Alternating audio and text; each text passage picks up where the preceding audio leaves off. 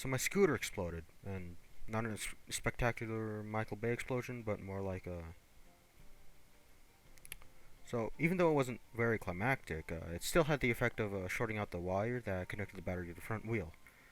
So what happened was sometime after I got the wires for the back wheel, like I said last video, which was a while ago, uh, I need to connect the previous stripped wire, and I need to disconnect. Sorry, I need to disconnect the previous stripped wire, and I need to entangle this mess that I'll show you in a bit.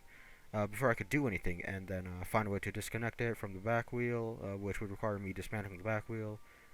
But that was getting ahead of my tasks, and so I would need to start untangling the wires. Uh, as I started untangling wires, wires that were supposed to be taped and covered interacted with metal that was close to it and exploded. The metal that I'm talking about is a heat sink that's right by the battery, and it's supposed to transfer heat. You know, Essentially, all I have now is a really heavy board with two wheels and a handle, and it can't even function as a normal scooter because it is way too heavy for that. So let me just finish this video off by just showing the scooter. So yeah,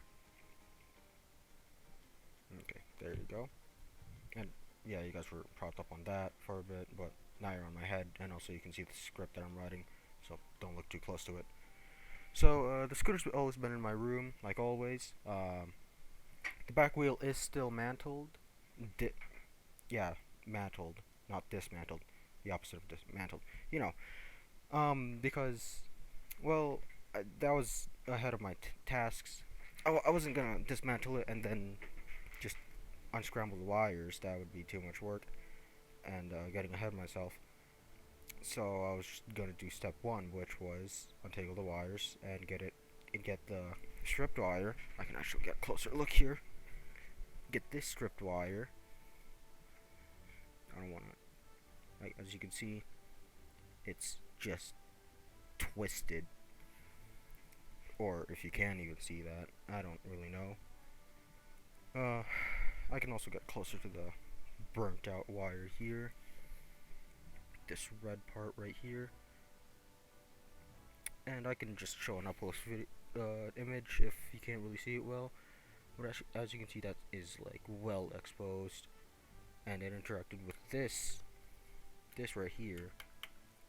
And as you can see, there's burn marks because of how much it just pewed, you know. And well, yeah. Essentially, this connects to. Essentially, we can see here. If this is to the back wire, holy crap, got disconnected. If this is to the back wire, then this is to the front wire.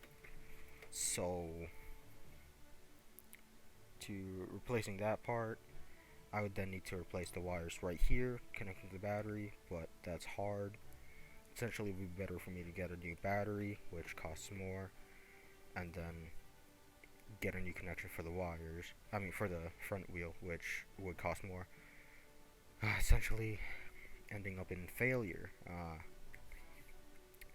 I should have, I don't know, maybe had some foresight, maybe like run into the future.